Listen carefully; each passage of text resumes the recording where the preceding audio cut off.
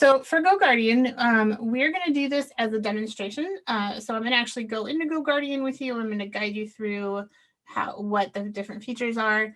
And this particular session is being geared towards paraprofessionals. So if you are not a paraprofessional, there's still plenty of things that you can learn in this session. And just keep in mind that, we're going to be talking a lot about how this all works for paras. So hopefully your teachers have added you to their Google Classroom and their GoGuardian. If they have not, then you need to ask them to do so. And I can tell you where to guide them if they haven't done it before. But for now, hopefully you have the link to these slides that Brianna has put in the chat. And there is a link to GoGuardian Teacher. This can also be found on the staff portal. So let's see, staff portal. It's pretty close to the top, I believe. Right here, GoGuardian Teacher on the staff portal. So when you click on this link to GoGuardian Teacher, it's going to bring you to a login page. You want to log in with Google. So logging in with Google is going to get you to your account that your teachers have added you with, and make sure that you can connect to all of the different things with Google Classroom and all of that. It's a little slow today.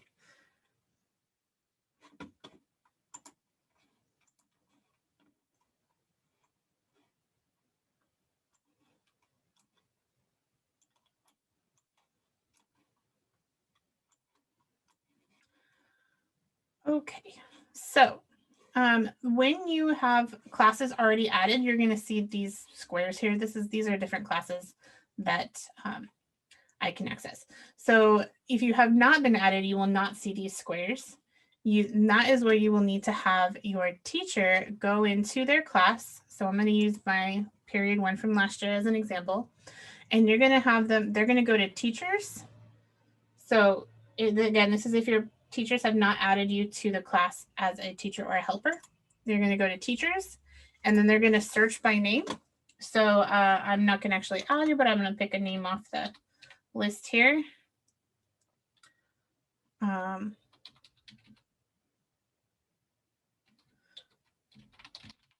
don't know if that's the actual email address, but that's the name I saw. So maybe not. Let's try somebody I know.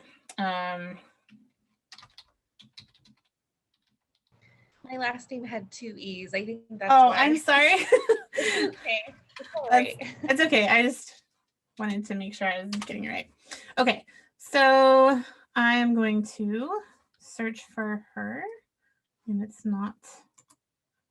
Oh, that's why I'm not doing this right. Okay, scratch everything I just said. I'm going to go to this big green button here that I've skipped a step here. I'm going to go to add teacher. I haven't had my coffee yet. Okay, so now I'm going to search for a teacher, and I find her. I'm going to add her as a teacher or a helper. The owner should always be the sole teacher of the class, the main teacher of the class. So the teacher adding you can choose to add you as a teacher or a helper. And if there's an explanation if they want to see what that means in that little info box, they can click that link to see the difference of what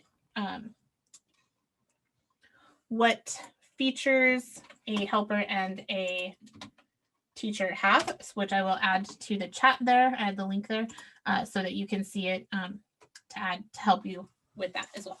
So I'm not actually going to add Bianca, but you can see that I have Brianna in here. So she's a teacher for this class as well. So once you've been added to your classes, and as we go, if you have any questions, please feel free to add them in the chat with that question mark. You will be able to run a session or join a session with your teachers. So when you are ready to start a session, you can come here to this classrooms and click on your classroom, then go to sessions, or the first screen that pops up. There's 2 ways to do this. You can just start a session from here. You can change the time. I know that most of our classes are a little bit longer now than the 45 minutes, which is the default, and you can start a session. Another way to do it, and the way I prefer, is to actually schedule the classes. So to do that, you would come over here to settings. And then the second tab here on the top that says scheduling. Then this is where you can add a schedule for your classes. So I have some schedules here, but if I didn't, this add schedule box would be bigger and in the center here. So I would just pick a time that I want the class to start. Say I want it to start at 11 a.m. and I want it to end at 12, and I want, this is our synchronous times. I'm just picking a time here. And then I would click add to schedule. And then I can also toggle these schedules on and off, like if it's going to be a holiday, or where, you know, for some reason I wasn't having that class at 8 o'clock, but was having it at 10, I can toggle that on and off. You can also toggle for the whole day. If you mess up, you can always delete that class as well, or that schedule, and it'll just take it off of the time for that day. So this is nice because synchronous classes, the schedule is very steady.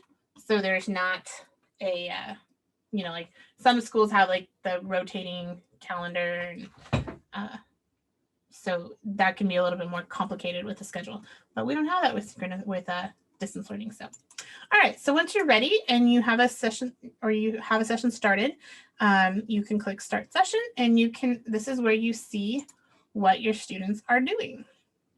So these are kiddos I had last year, and I'm going to try not to disturb them too much, but I will show you the main features of what you're going to want to use with the students as paraprofessionals. So I'm assuming that thank you for that, Christine, about being a teacher rather than a helper. I can see how that would be useful. So that's a conversation we need to have with the teacher. Okay, so this is where you're going to monitor what the students are doing. And keeping in mind that these are students from last year. They may or may not even be enrolled anymore, which actually they would be enrolled because they would have been removed otherwise. But they, you know, they're probably, many of them, still asleep. So I'm not gonna, you know, I see that Brandy is off task on Instagram, and I could come in here and she's also got Netflix open, and I could close her tabs, but I'm not going to, because they're not my students. But I will show you how to do that though. So the first thing and the most useful thing about GoGuardian I'm going to show you is the chat. So the chat can be found here. There's this toggle button, and you're going to want to toggle that on. And you notice when you toggle that on, these little icons next to their names no longer have that slash. So if it's off, it looks like that. If it's on, it looks like that. The other thing that appears when you toggle it on is this blue circle with the chat icon on the bottom. So that goes away if it's off. Turn it on, and it's there. So if you click on this blue bubble, you get a list of all of the students in the class, and you can chat with them individually. You can send them a message, or you can send a message to all of the students that are online. So this icon up here is kind of hidden. It's a little bullhorn. This is where you would send an announcement to the whole class.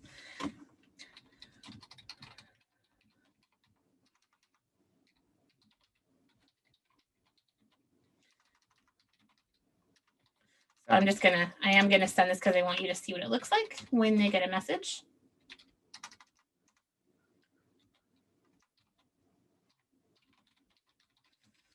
So if I was a teacher, I might say, good morning, please check Google Classroom for your link to join us, or whatever it might be. And then I can send this announcement. And what this does is it pops it up onto their screen, and everybody has to read it, or they have to see it. So you'll see on their screens, this message from me popped up. So everybody got this message right now. I'm probably going to lose students this way, but they can see what it is. They click got it, and then it goes back to their screen. If I wanted to chat with a student individually, I could also use this list, or I could just go to this little icon above their by their name. So I'm going to close this. You can close this list off to the right by just by clicking this X. And I know Rocio will forgive me for interrupting her. So I am going to send Rocio a message. So when I click on that, actually, here, let me show you something else here. So when I click on their screen, this is when I see what they're doing, and I can see what everything that they see on their screen on the tab that they are on. I can also see the other tabs that they have open. So I can see that Rocio here is on Google Classroom and she is on Nearpod. She is on task, doing amazing. And then there's also there's two tabs here. The chat is where you can see where you can actually message them individually. So I am going to send her a message, and she would see this little chat bubble pop up on the bottom. And if she clicks on it, there she clicked on it, you can see in real time that she's going to read my message, and you can see that she's going to respond, maybe.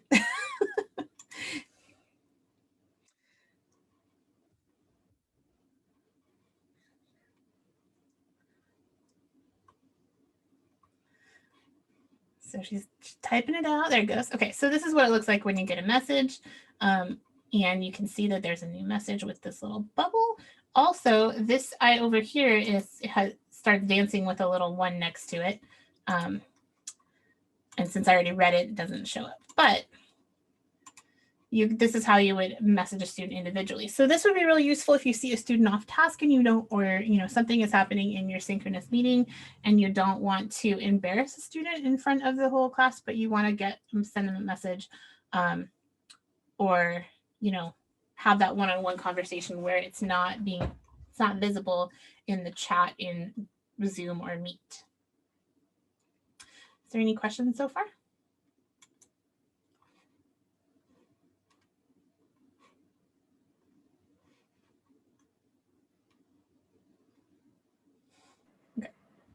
Yeah, there's no questions in the chat. Thanks. All right.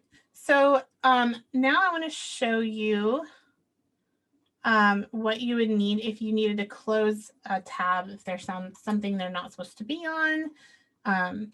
You click on their screen, you can see what they're on. If I wanted to close a tab for Jacob here, I would click this. I could either close the one that they're currently on, or I could close another tab that they're on.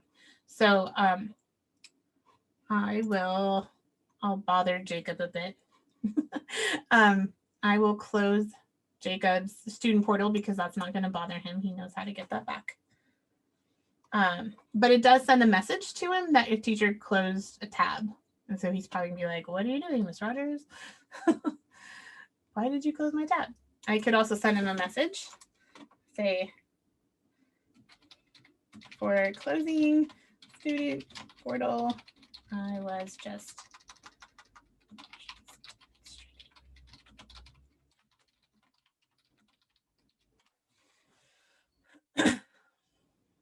okay. So that's the closing tabs when they're on something they're not supposed to be. Like if we were really in class and Brandy was watching Netflix, I would definitely close her Netflix. But since we're not, I'm not going to. Other things that might come in useful for you here is if you have a student who is doing something inappropriate, or they are not on, they're continually on task and they're not responding, you can lock their device. And what that does is it actually locks them out, and they cannot, they can talk to you is the only thing that they can do. So if you can lock their device, you can send them a message and say, hey, Jacob, I need you to be paying attention. Please respond and tell me that you're going to be on task or whatever it is. And they can respond, say, yes, I'm sorry. I will be on task now. And then that forces them to read that message and get back on task. And then you would have to unlock their device. Screenshot is another thing where if you see a student doing something they're not supposed to be doing, or on something inappropriate, you can take a screenshot of what you see on their screen. So when you do that, it says success, screenshot was taken, And then notice over here, I have a bubble one next to my screen, next to the screenshots tab. And when I click on that, I can see, I can actually see this picture that the screenshot, and I can download it, or I can save it to the drive. This is really useful when it comes to if you see them doing something they're not supposed to be, or if they're off task and you're having a conversation with their parents, you can show the screenshot, like here's a hard example of them being off task or them doing something inappropriate, whatever it might be. Jacob sent me a message. He said, okay, and it's okay. Oh, sometimes I miss these kiddos. Okay, so that brings us back to these tabs over here. So when you're in a session, you can see their screens, you can see timelines, and you can see screenshots. And you probably won't be calling students, but so I won't go over that unless your teachers request that, and then they can tell you about it. So timelines is cool because this is where you can see everything that the students were on the entire time. So it's like a timeline of what they were on during the entire session.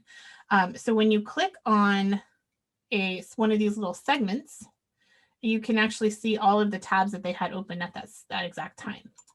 So this is where, this is available both during the session and after the session, and it keeps that record forever, or as long as the student's in the class anyway.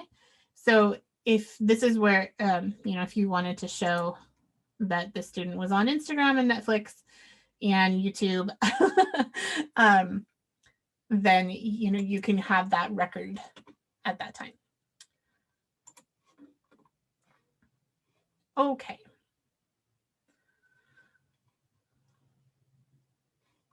And again, feel free to ask questions if you have them. So some things that you're not going to be using as a para is scenes. If your teacher wants you to do that, then that needs to be a conversation that you have with them. It can be really tricky and it can mess up stuff for the teacher or for other teachers.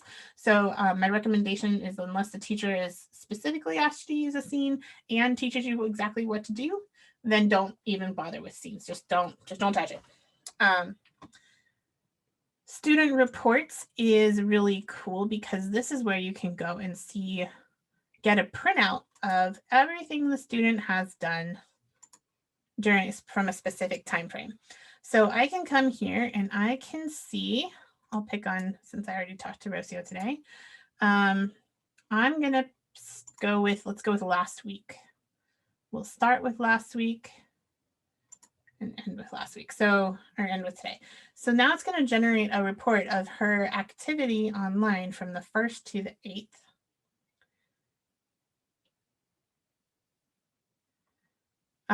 And this is actually minimal because I haven't been running these classes. So actually, let me go pick a time from last year. Whoops. When I noticed that we were actually in class. Oh, I can't do that.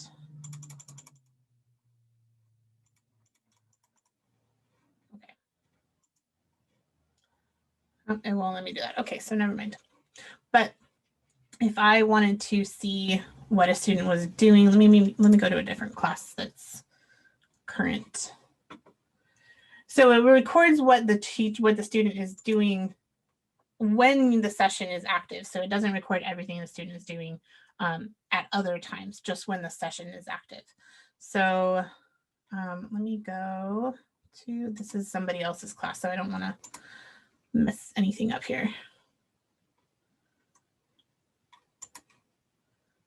Okay, so let me pick a student.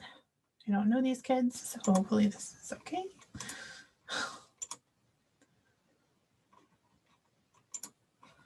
Okay, generate report. Hopefully this student has not been online. Okay. Oh, this is a fall semester class. Oh, goodness. Bear with me here. Sorry about that.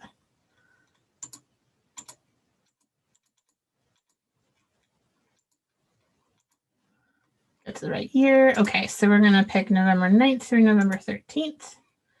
And there we go. Generate report. Okay, so now it's going to show you the top 5 websites that she was on. So she was on Meet and No Red Ink and Google Docs in Classroom and whatever this is. You can see the documents she spent time on. So it must have been a quiet week. Or the teacher didn't run sessions. So that's always an option, possibility too.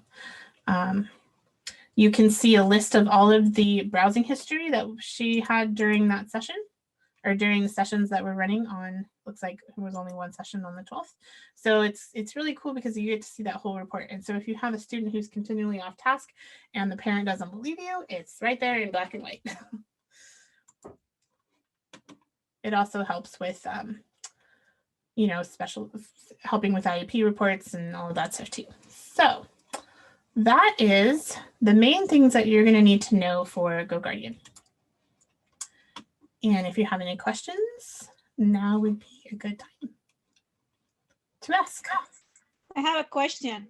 Yes. So what happened when the student is using their cell phone? Then you can't see them. It only works on Chromebooks. Okay. Yeah, that's one. It is a downfall, but yeah. Yeah, it only works on their school Chromebook. Right. They have to be on their school device. If they're on a personal device, then you can't see what they're doing. Yeah, so if they're on like their parents' laptop, you won't see it. Which is why you cannot use GoGuardian as attendance either, because it's won't be accurate and it's an equity thing. All right. Any other questions before we go on to Google Classroom?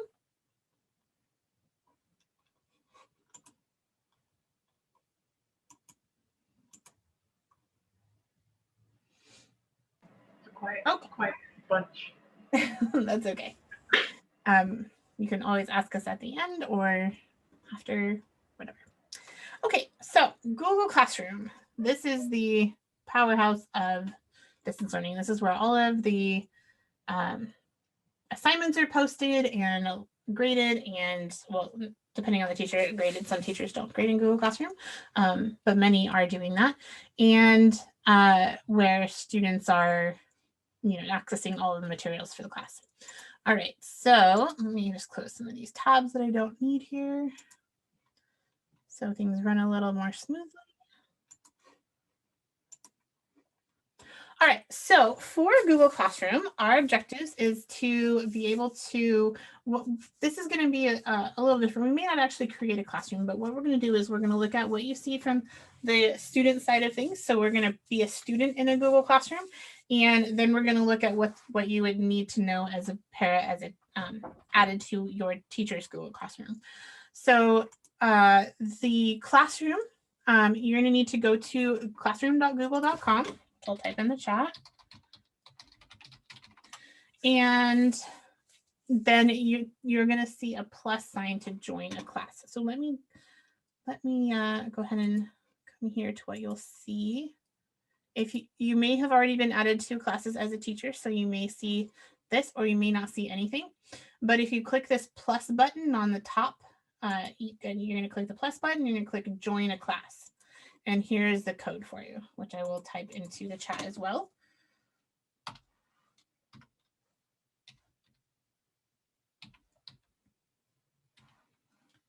Oops, I knew I was going to get that wrong. H5I3J53. Okay, so if you want to copy and paste it from the chat and put it into the classroom, it is there for you. All right, so I'm going to give you a minute to join the class. And hopefully you all have access to the slides. But if you haven't, I will put that in the chat as well. That's not the right link. Don't go to that link. That's from, that's a previous one. I guess I didn't update that slide. My bad. This is right. Okay. Ignore the one that doesn't say para. My bad.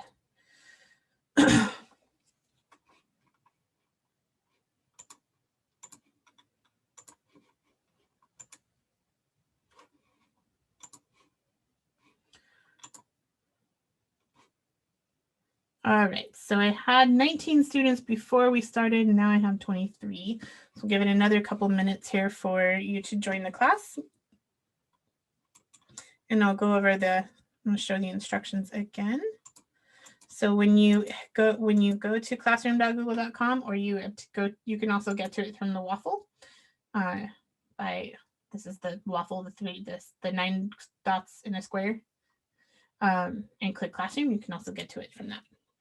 So again, you're going to click the plus sign, join a class, and there's your code.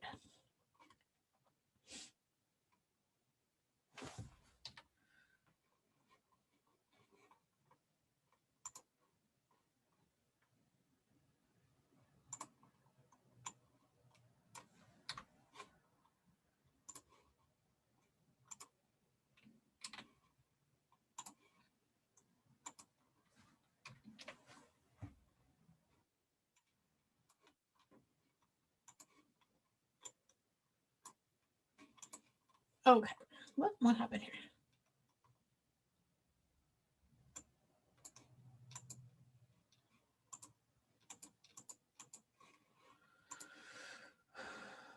All right, so let's see how many we have now.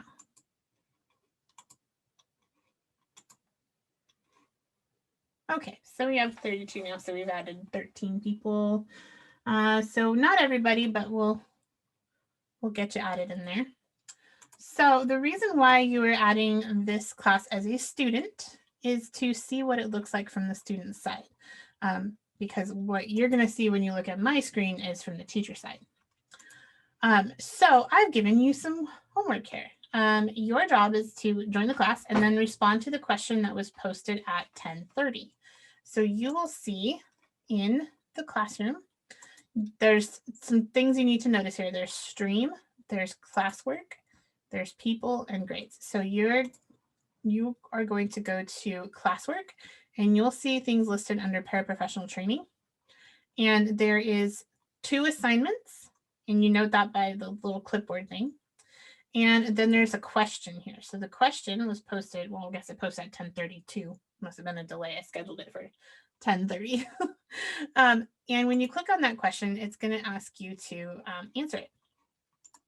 It's going to look a little different than what you see on my side, because I am showing it to you as a teacher.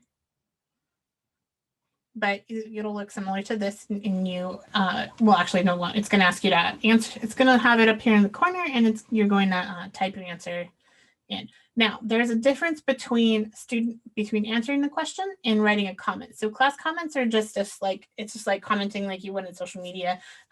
It leaves it below. It's not actually going to answer the question. But when you answer the question in the student question box, it actually turns it in, gives you the monitor, shows that you turned it in, and then you can see each other's answers. And again, it looks different than what you see on mine, because mine is the teacher side. But I can see that Maria and Micah have both responded that they really like GoGuardian, and I agree. You can, depending on the settings the teacher gives for this, you also may be able to reply to a somebody else's answer, but you can't reply until you have answered the question. So once you answer the question, then you'll be able to reply to other people's answers. So it doesn't show you what they say until you answer. The teacher may have not had that option turned on, so it might not be there every time.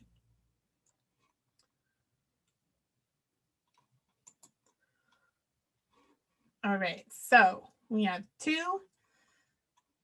No, now we have 4. Yeah, GoGuardian is a big hit. Agree, private messages work really well. And if any of the 4 people here that have answered can want to go ahead and reply to somebody else, it'll show you what it looks like on my side as well.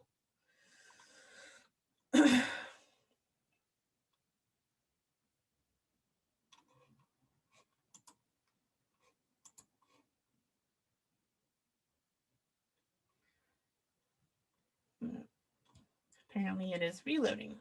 Okay, 10 have turned it in now. There we go. Loom works really well. I agree when it comes to Instructors are needing students to record themselves presenting a project. Agree. I think Loom is also really great for teachers to record instructions. Go Guardian, Quizlet for studying. Cool, cool. All right. Awesome. Okay, so that is an example of a question. So there's different types of assignments or postings that your teacher could make. So there's assignments. If they have the Kami extension, they might say Kami assignments. There's quiz assignments, questions, materials. And so depending on which type of post it is, it have these different icons. So I have also given you some examples of collaborative and individual assignments. So if you look at the Google Classroom classwork under Paraprofessionals trainings, you'll see individual assignment and collaborative assignment.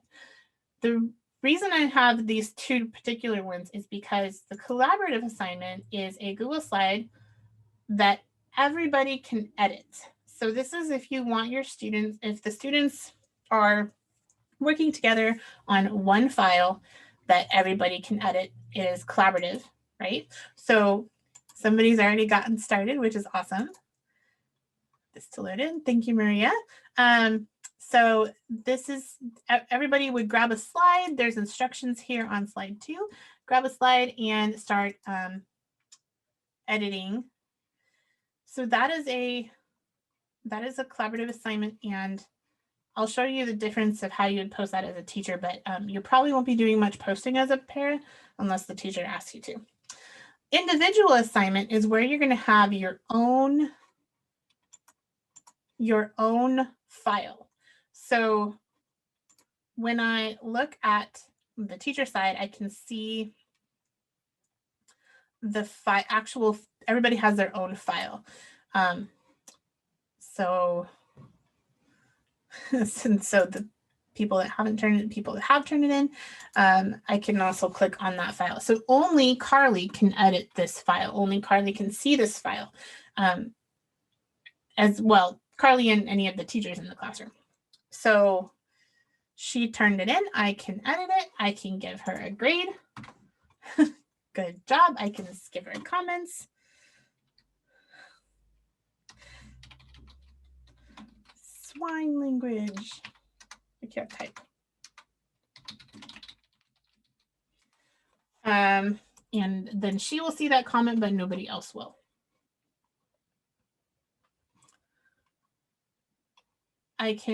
So now she has a grade. I can return it. I can return this one, or I could return multiple. As a teacher, I can go on to the next files by clicking through the arrows here, but that is for grading. So you probably won't be doing much of that as a para, so I won't go through all of that. Oops. Okay, so close this. So, but as I wanted to show you the student side of things, because I think it's really important that you know what it looks like and what the students actually are seeing, so that when you're seeing it on Go Guardian and you're helping them, or whether it's small groups individually or as a class, you know what it looks like, so you know what to help them through. Any questions so far?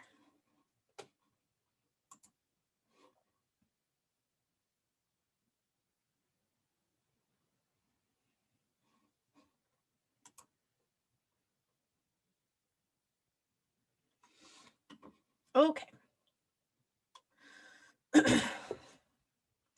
All right, so as a teacher, come back here to the Google Classroom, you will see these 4 things on the top. It's the right thing here. Stream, classwork, people, and grades. So stream is just where you're going to see like the announcements, and depending on the settings the teacher has, you may or may not see the assignments. As a teacher, I always preferred to keep my stream a little cleaner and force the students to go to classwork to see the assignments. But it depends on the teacher's settings. So if you want to tell the teachers about that, you can tell them to go to settings, and on stream, you can have where it says classwork on stream, you can have them choose to hide notifications. So that keeps the stream a little bit cleaner. Excuse me. And now you'll notice that the only thing that's going to be on the stream is an announcement. So what I like about this is it also forces the students to get used to going to classwork to see their work, and then they can see the topics and all the different things. So it makes it's better than trying to rely on the stream, which can get really cluttered and messy. Yes, Ms. Hernandez, or I apologize, I can't read your first name. Yes, these are not, I'm not actually grading you on these, I'm just demonstrating it to you, so you're not being held accountable to these assignments at all. I just wanted you to see the different types of assignments. So by all means, go take care of your emergency. You don't need to do the assignments. And if you want to review this, the rest of the training, you can, we're gonna put it on our YouTube channel, which is linked on the slides. I apologize, I've been talking too long. On the, I think it was on the Google Go Guardian slide, our EdTech Tube YouTube channel. We'll get it up there in the next day or two. And you can always come back and access the slides as well.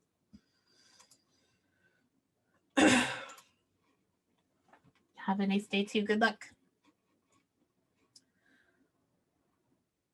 Okay, so as a pair, you're probably not going to be posting much as far as assignments, but I do want to show you just kind of what the teacher would go through real quickly, just in case you need to do anything. More, I just want you to know the workings of it and what the students are seeing. But I will show you when a teacher is creating an assignment or a post or whatever it might be, they're going to click this create button, and this is where they have those options where if it's a material, it's just like, here's a link or here's a document I want you to read, whatever it might be, but it's nothing for the students to turn in. Question, we just did a question.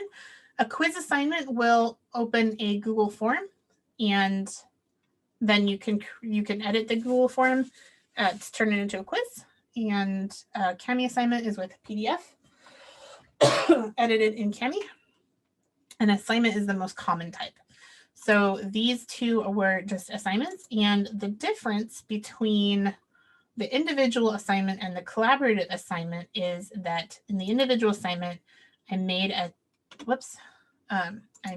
copy for all students. So I'm going to click edit so you can see what that looks like. So it says each student will get a copy, and I can't change that now because it's already been posted. But for example, if I've created an assignment,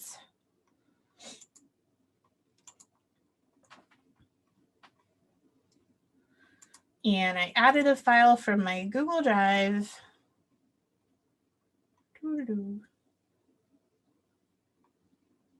okay, and we will use this one. Okay, so then there is this drop-down menu. So if you just want students to read it, but not edit it, not be able to do anything with it, then students can view file is what you use. This one you're probably not going to use that much because they can't do anything with it. Students can edit file is what we did with the slides, where everybody can edit the slides together, which does take some training for students, but I think most of them have had practice with it now, so that they're not, deleting other people's work and all that. Make a copy for each student is what we did here. So by making a copy for each student, it forces that file to be then multiplied by everybody in the class, and it puts their name on the document as well. So when you open the individual assignment as students, you saw that the file had your name on it. So your file name was loading. Your file name was not loading. Your file name was Eric Espinoza. So you can see that your name is now on the file, which is nice for teachers because you know exactly who it is. even though they're not putting their names on it. Okay. People, the People tab is where you can see all of the students and teachers in the class. So this is also if parents, the invite guardians thing, if most of them have addresses here instead because of the online registration. Most parents' email addresses are now in the system and it automatically connects it. But if not, you'll see. So I could go invite guardians if I had an email address for anybody's, but that would be weird because you're all adults. And then you can also see the teachers listed. If as the owner, I could remove Brianna if I wanted to, but I'm not going to. Or I can also access the email here. If I wanted to email Antonia, I could email her, I can move her, or I can mute her. Mute just means that she would not be able to comment anymore. Mute doesn't have anything to do with like actually muting in Google Meet or anything like that. It just means that she wouldn't be able to comment or post or anything. So, all right, I think that's the basics of what you would need as a pair. So we're not going to actually do this slide, or we're not going to actually create Google Classrooms because it's not going to be something that you need to do. Okay.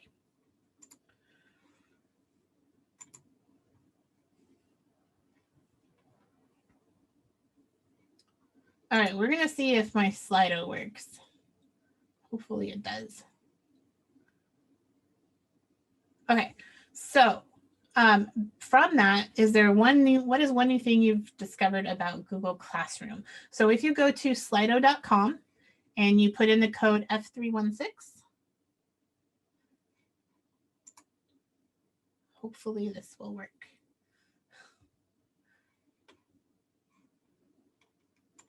And then answer the question.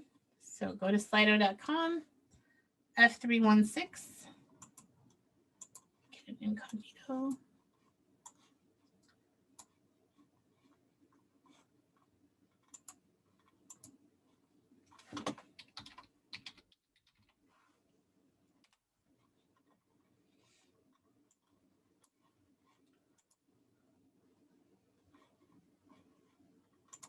So on the top, when you go to slido.com, on the top of the website, there's a thing that says joining as a participant.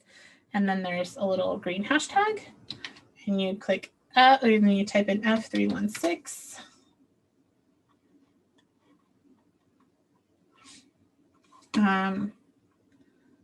What is one new thing you discovered about Google Classroom? The student's perspective side. You can mute students from commenting. Good. Okay, it is. I'm glad it is working. Yes, so it's very, I agree. It can be very confusing for students when their teacher is showing the teacher side and the students see something much different. And so yes, it's that's why I wanted you guys to see the student side. I'm glad that was useful. All right, we will leave this Slido up for another 30 seconds or so.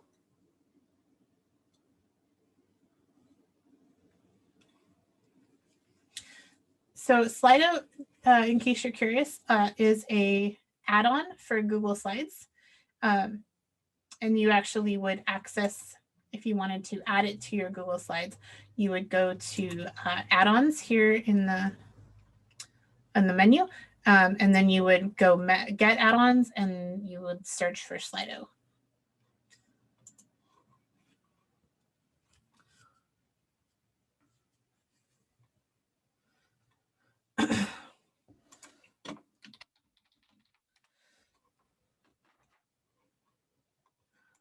All right, so at this point, we have one more thing to show you, which is going to be Google Meet. But what I'd like to know is, would you like us to continue through without a break, or do we need a 5-minute break? If you could just answer in the chat, no break or 5-minute break, as you know, if we need it. If enough people need a break, we'll take a quick break.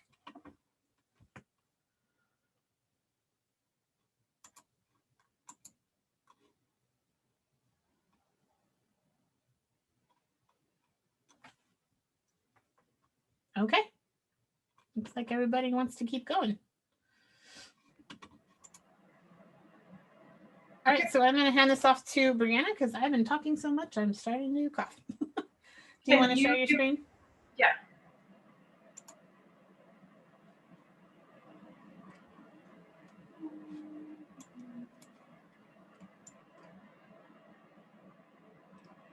Okay.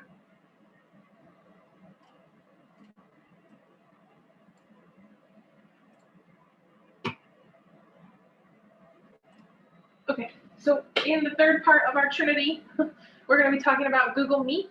So your teacher, right, teachers have the option to use Meet or Zoom. So your teacher might be using, or the teachers that you're working with might be using Google Meet, or they might be using Zoom. So for this next few minutes, we're going to be talking about some of the features in Google Meet. So you're going to learn how to use Google Meet, and also we're going to discuss some like facilitation strategies for breakout rooms. So important to have meeting norms, just like we have in our meeting. So hopefully your teacher has meeting norms. I would also suggest that if you're working in small groups, like if you're working in breakout rooms with students, that you refer back to whatever the online norms that your teacher has. So you might want to have those somewhere. That way, if you're in a breakout room with students and they're not doing what they need to be doing, you could refer back to whatever the norms are that your teacher is using in that period. And so if you have multiple teachers that you're working with, they're going to have multiple, they're going to have different norms. So you might want to have a little cheat sheet somewhere near your workspace that you can refer to. So what's one meeting norm that you has been helpful that you use in your classes or your teachers are using? You can go ahead and type that in the chat. What's one norm for students that's been helpful?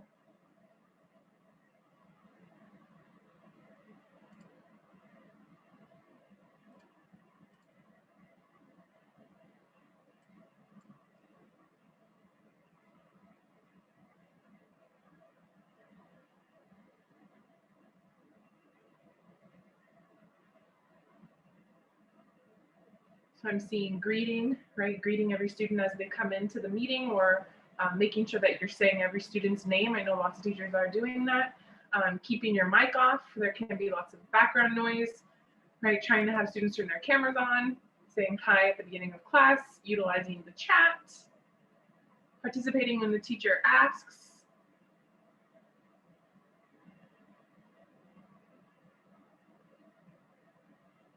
Opening class with something that's maybe like social emotional or not necessarily content related, like asking questions about your favorite song, right? Aside from class topics, right? Those are all good norms and things to practice when you're during this time when we're virtual. Okay, so I'm gonna go over some different ways that you can create a Google Meet. There's 3 different ways. So one is by using Google Classroom. So if your teachers are using Meet in their classroom, then they're probably generating that link from the Google Classroom that offers some more security features for teachers. You can also create a Meet by going to meet.google.com, and you can also create a Meet by embedding it in a calendar invite. So those are the three ways to use Meet. I know that in the beginning, some teachers were using this meet.google.com way to create meets because they were able to have nicknames, which allowed for like a passcode that students needed to get in because we were encountering a lot of virtual bombing, right? So one way that you can start a meet is by going here. So if you need to start a meet with a student, maybe that for a one-on-one or a breakout room with a small group, you could always use this to start a meet.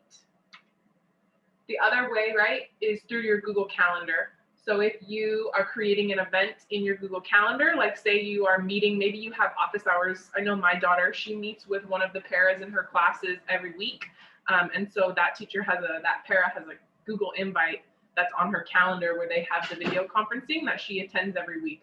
So if you have a student that you meet with regularly to go over assignments or for extra help, you could create a calendar invite, add video conferencing like it says here, and then you could, over here where it says add guests, add that student's email, and then it would show up on their Google Calendar. So another way to create a Meet is through Calendar. And then the third way is through Google Classroom. So if your teachers are using Meet, they're probably generating their code here in the settings, and then they're able to make it visible in the banner of their classroom. One good thing about doing it this way is that you can reset the code. So teachers can reset the meeting code before every class meeting, which makes sure the link is more secure, right? If you're having people bombing your Meet, it might be that the students have shared the code.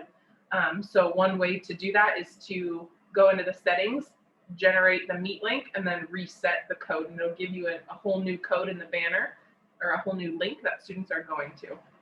So those are 3 different ways that you can generate Meets for 3 different reasons. If you're using meet.google.com, that's probably like something quick on the fly. You need to create this link and send it to a kid because you need to meet with them. If you're having ongoing meetings with a student that you're giving added support to on assignments, you might generate a calendar event and share it with them. Or you might be helping your teacher by resetting the code, right? Or if a substitute is coming and you are a teacher in that Google Classroom, you could go reset the code and get things ready for the sub if the sub didn't know how to do that. So those are 3 ways for creating your Google Meet. Other things that are important in your Google Meet are nonverbal check-ins, right? Which I think some of you said when we asked about meeting norms, but like checking, making sure that your mic is working, making sure that they can see your screen, asking students how they're doing. So having that nonverbal check-in at the beginning of your meeting can help make sure that you're on the right camera and on the right microphone, because I know sometimes we're going between like different headphones or different computers, and so we may need to go into the settings of the Meet and change our microphone or our camera settings. So that little nonverbal check-in in the beginning can have students tell you, yes, I can hear you, yes, I can see you, yes, it's working fine.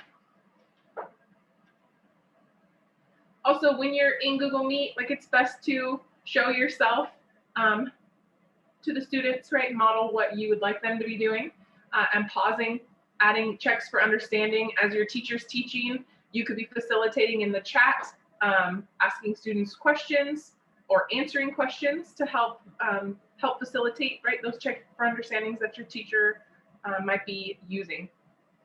It's also, I know some teachers are having student moderators.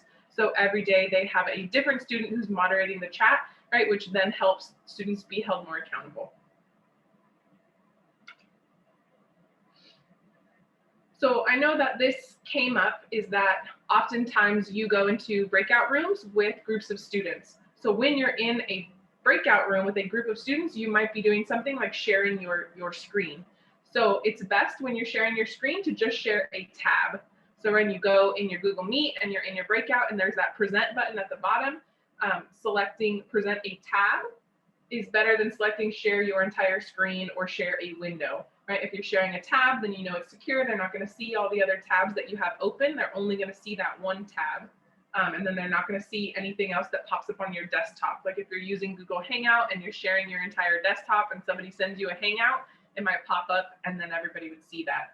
So for safety and security, it's easier to just share a tab. Also, if you're playing any kinds of videos, sharing in a tab helps the sound be better for the person that's listening to it on the other end. I want to point out that when you are sharing in a tab, you see this little red box. This is telling me that this is the tab I was sharing during this screenshot that I took. And so if I do need to move from tab to tab, when I click to a tab that I'm not sharing, this little thing pops up at the top that says sharing, ask me if I want to stop sharing or if I want to share this tab instead. So it's easy to move between tabs. You'll just click share this tab instead. And when you go back to the other one, share this tab instead. Also, if you're presenting, if you've used Zoom, you know that it is friendlier when it comes to like, I'm seeing the chat right now and I'm seeing people's cameras that are turned on, and I'm seeing my slides. But you notice that in Google Meet, things are like more compressed and you can't drag and drop and move things around. So one way to help this is by using, well, if you have two screens, use two screens, but if you don't, splitting your screen. There is also an extension called Duelist. I think it's like, oh, I sent it to an individual person, which helps you to quickly, like when you click on it, it'll give you different options for how you want to split your screen.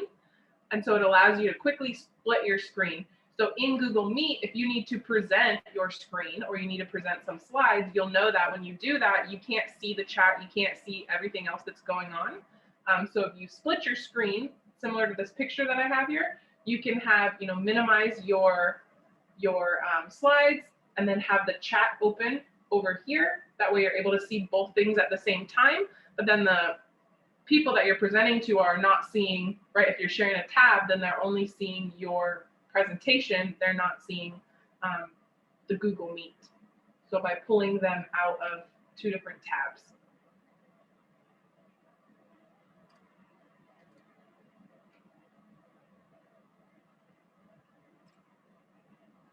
So another little trick is when you're presenting, to present in browser mode.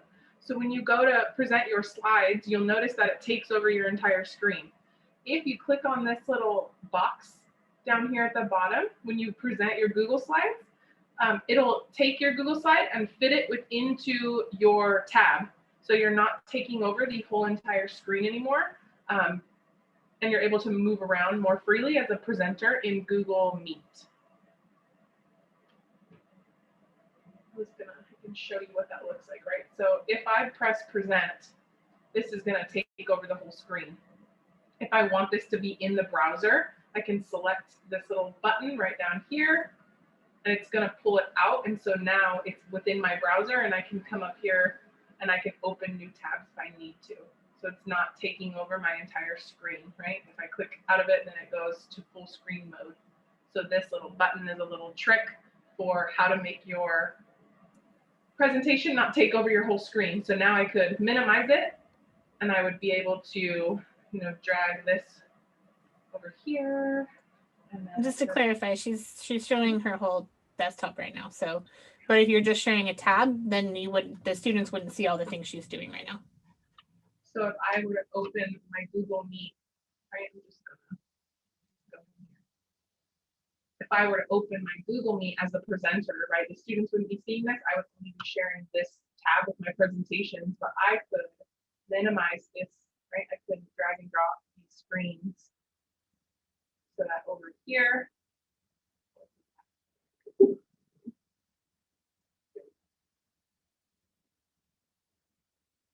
so if I'm in this Google Meet and I want to present, right, a tab.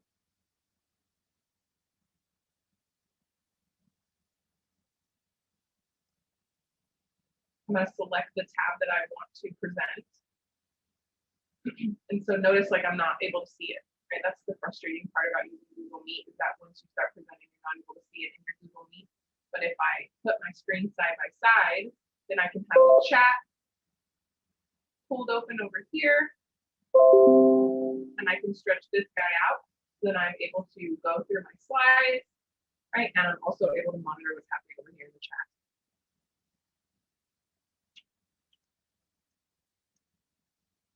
So presenting in browser mode, a little trick. Otherwise, this is taking over my entire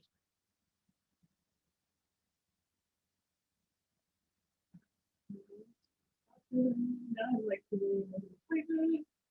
stop presenting over here.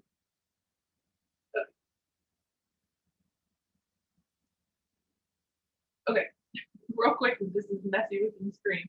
These are all the different things that you have in your Google Meet.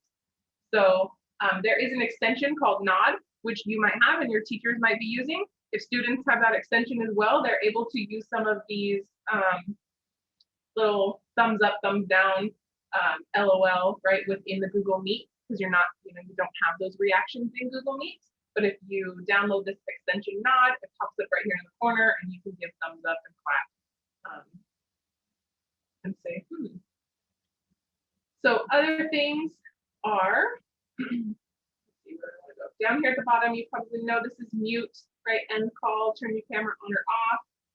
Over here in this corner is where you can present your screen, right? Remember, you can present your full screen, you can present a window, you can present a tab. You can also turn on closed captioning. So if you have students that are having trouble hearing or students that are deaf, they can turn on closed captioning, and it does its best to translate what's being said in the Google Meet at the bottom of the screen. So that's also a helpful thing if you have students that might be hearing impaired. Or if you have students that just have bad headphones or bad, like the sound is bad, they can turn on closed captioning and it'll help them hear or help them read what's being said in the Meet. The three little dots, you click those, you have some more features, right? You're able to open up a Jamboard, you can record the meeting, you can change the layout. If you click change layout, if we can be showing that in here. If you click change layout, it's nice because you can expand how many people you're seeing on the screen. So you can see up to 49 people. Or you could change it to tiled or spotlight view or sidebar view. So there's different ways that you can change how you're looking at the screen. You can make it full screen. You can use a phone for audio. So you could be on the Meet, but say your microphone doesn't work, you can use your phone to call in and be using your camera on your computer, but using a phone to talk and hear. You can also, report problems or troubleshoot or send things to Google. In the settings, this is helpful if you're having trouble with your microphone or your video. You can come into the settings and make sure that you have your correct microphone on, right? So I go between my headset and my little speaker that I have. And so often when I'm coming in here, I have to make sure that I have the right audio selected. So if you click on those settings, you can double check that you're using the right microphone for speakers. The same with your video. If you maybe are using, like I have an external camera that I'm using, I'm not using the camera in my laptop because it's not as good. I might need to come in here and choose which camera that I need to use. So if you're having trouble listening or hearing or with your camera, you might need to come into settings and make sure you have the right thing selected. Okay. There is now this raise hand feature, which is new. So students can click here to raise hand and it shows a little hand in the corner. And then they have to click it to lower their hand. This blue shield over here provides some meeting safety if you're the host of the meeting. So from here, you're able to, if you can now turn off who shares their screen. So if you don't want everybody to have the ability to share their screen, only the host, you can toggle this off, and now the participants in my meeting won't be able to share their screen. I know that was happening a lot in the beginning, students just sharing their screen. I know too, when Jen and I did parent trainings, they would randomly just start sharing their screen. I don't know if they realized they were doing that, but now you can turn that off. And you can also turn off the chat. So if you have a student in the chat that's being inappropriate and you're just like, I'm done, the teacher can go in there and turn off the chat. So nobody would be able to send messages in the chat. So those are some of the meeting safety. There's also this quick access. If you turn off quick access, you have to let people into your meeting. So if your teacher is having bombing,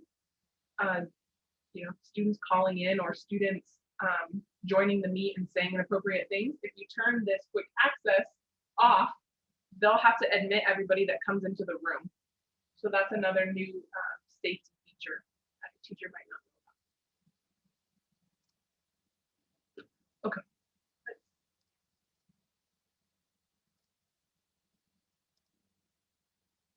So meeting management, only if you're the host of the meeting can you mute people and kick them out. So if a student is being disruptive, you can mute them. They're able to unmute themselves, but you can continue to keep muting them. Also, this little minus is an eject. So if a student is not doing what they're supposed to be doing and you keep going back to the norms, you can eject them. If you eject them twice, they can't come back into the meeting until you reset the meeting code. So if you have people coming in and bombing, you can eject them, then they won't be able to come back in. If people are calling on the phone and being inappropriate, you can't eject them because they just can keep calling back because it doesn't know who they are. So that's another issue. But if you have a kid or somebody else that you need to kick them out twice, they won't be able to come back in until you reset the code.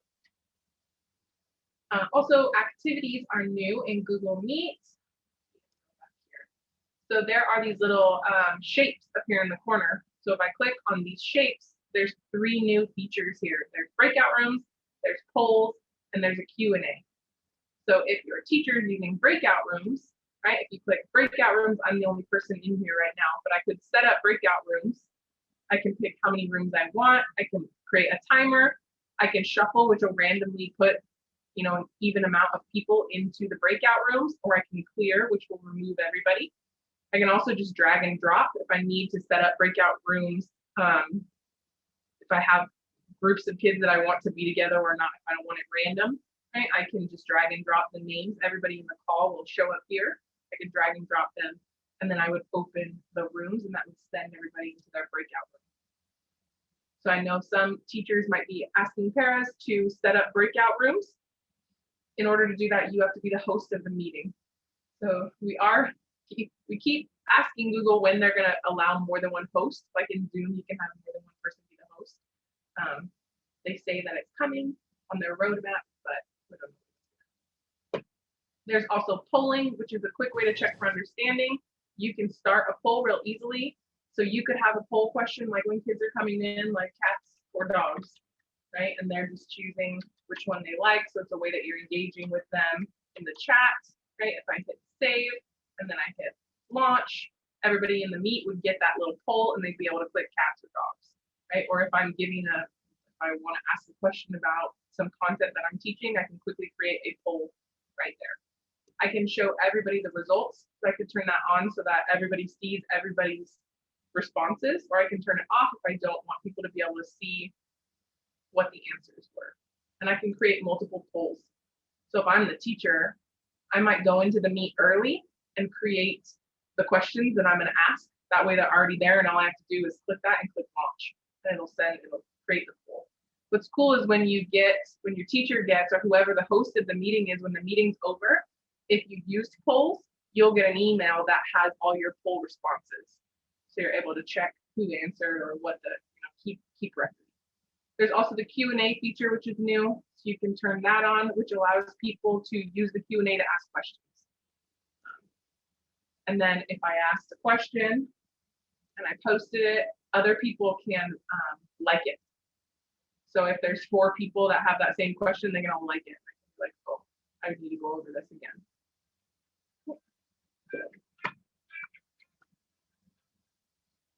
Okay, so those are the activities in Google Meet that are new.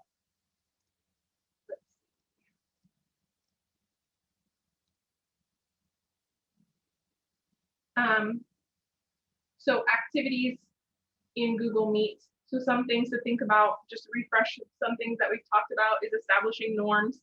If you're working with multiple teachers that have multiple norms, I suggest having your little piece of paper cheat sheet.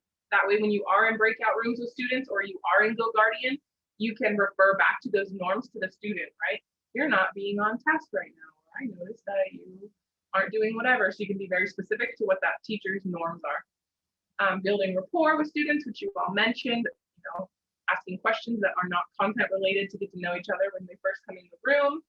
Hardware readiness, making sure that your stuff is all ready to go when you're logging into the meeting. You can use those settings to make sure your camera is right or your speakers are right. Thinking about grouping, right? Maybe helping your teacher with grouping of students, right? Maybe you notice that a certain number of students are struggling and you want to be in a breakout room with them so that you can help them with what they're struggling on. So being strategic about breakout rooms and grouping.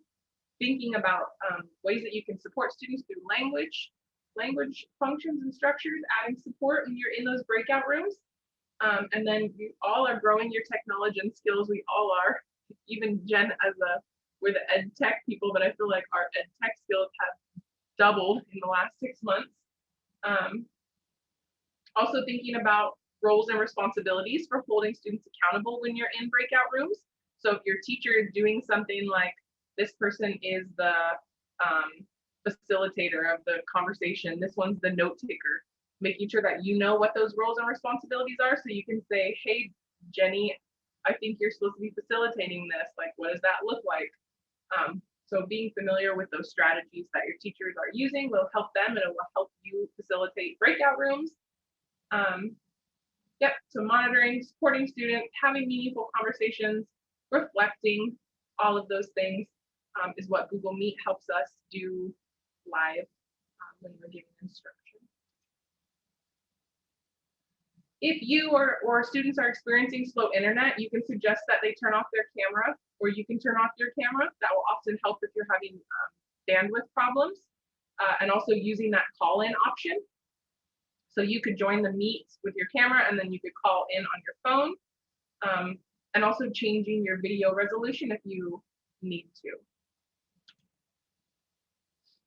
And then I think you have to share this one, Jen. Yeah? Yeah, I can do that. Asking chat too if there's anything that you want me to show you again, or any questions that you have. I know we went through a lot, GoGuardian, Classroom, and Meet, all in an hour and a half or so.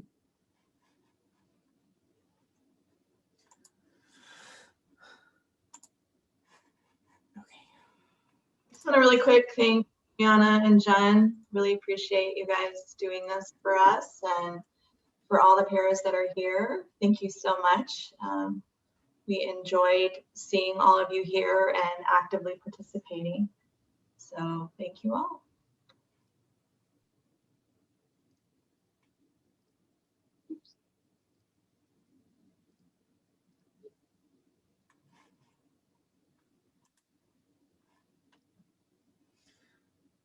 All right, so if you go to Slido and go to and enter F316 again, you can. So in those settings where I was earlier, I know you're not seeing my screen anymore, but if you click on the 3 dots and you go to those settings where I was showing you where your audio and video are, if you're in video, there's a thing that says resolution.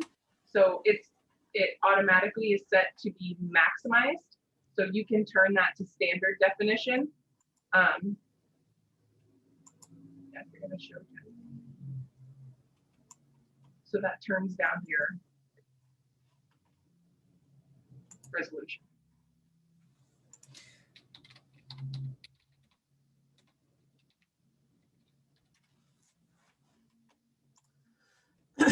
It's taking forever to load, so. Loading slowly. So in Yes. those 3 dots, It's a lot of forehead. when you go into the settings and you click on video, it's, see, the resolution is auto max. You can turn it to standard or high def. So turning it to standard might help if the student is having bandwidth problems.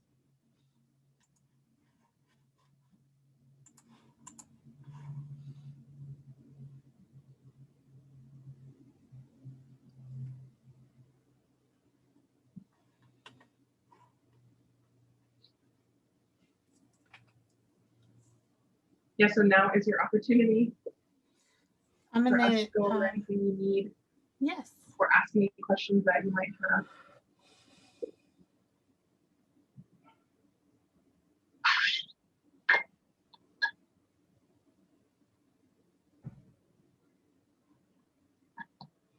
And is there anything else you would like to see demonstrated?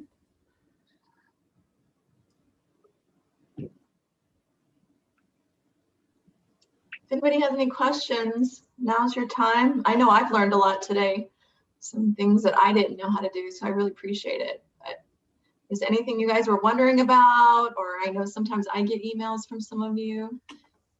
Ask away. So somebody wants to see a demonstration on split screen. So there's a couple different ways to do it. There's a couple of extensions. Tab scissors is one, and then Duelist, which I don't have to demonstrate, is another. You can also always just resize your screens. So let me share my whole desktop so you can see what I'm doing. So you can always just resize your screen and have them just side by side. Oops. I lost my Slido. There it is. So you can, like, if you want to have if I wanted to pull this out, you can just have them side by side. So there is extensions that do this for you, but without extensions, you can also just have two windows next to each other. I think some people too you can pull out any tab, right? So like if she has Yeah. Google Classroom right here, she can hold that down and pull it out and it'll be now in its own screen. I can also add it to this other tab too. So I can, so now there's two tabs in there. So you can just pull it, click and drag, and you can have it be its own window, or you can drag it back into that tab that we were on. The dual list extension has like multiple options. So if you have like 4 things that you want open, it'll box them all up for you. If you have 2 things that you want side by side, but you want one bigger than the other, you click on, like, it'll show you boxes and you click it and then it will do that for you. So it's an extension you can download and play with.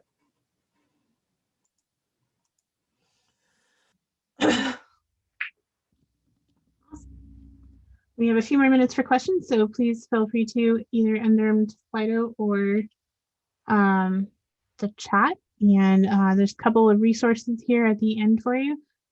Some info from our Google contact and some tutorial videos. And then there is an evaluation that for Brianna and I, and that link is also in the chat. But the rest of the time we can answer questions, demonstrate anything for you. We've got about 6 minutes.